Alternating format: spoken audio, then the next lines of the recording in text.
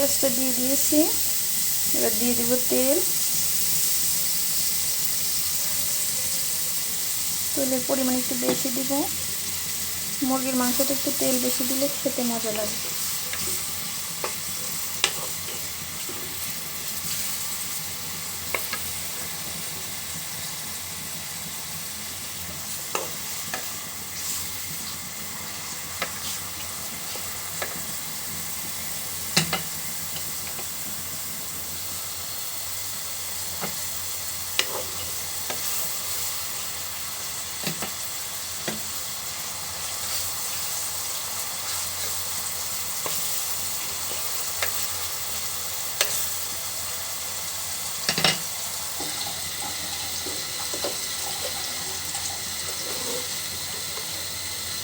তেলের ভিতরে দিয়ে দিব আস্ত জিরা,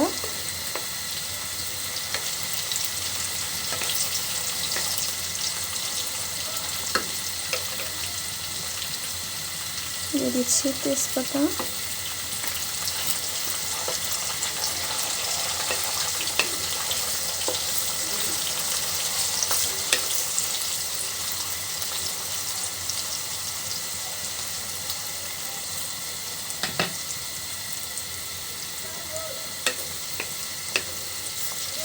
পেঁয়াজটা আর একটু ভাজি করে নেব।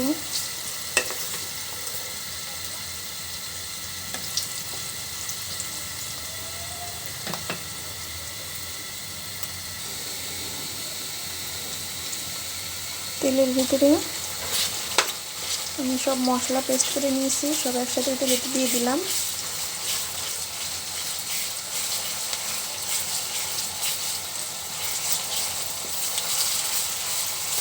ভালো করে মশলাটা কষিয়ে নিব। এর সঙ্গে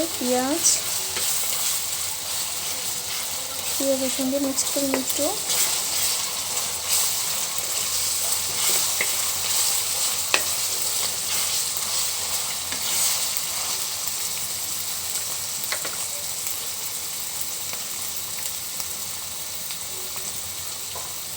অনেকেই সাদা এলাচ, কালো এলাচ এগুলো আস্ত দেয়।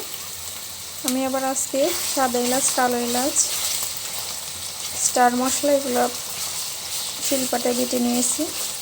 বেটে নিলে আমার মনে হয় ফ্লেভারটা একটু ভালো আসে।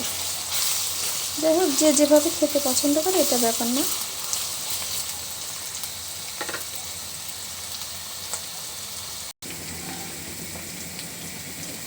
এরপরে দিয়ে দিচ্ছি মরিচের গুঁড়ো,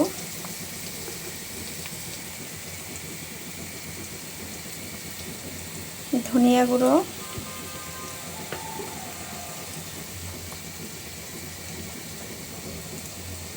হলুদের গুঁড়ো,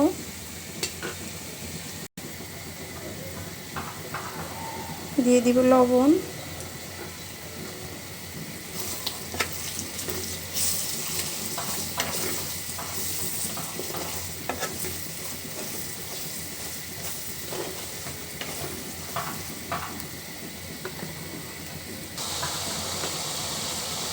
মশলাটা কষিয়ে নিলাম। কষানো হয়ে গেছে। উপর দিয়ে একদম তেল ভাসা ভাসা হয়ে গেছে।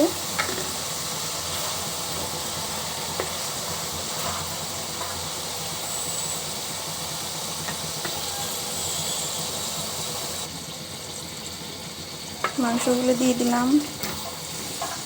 এবার সব মাংস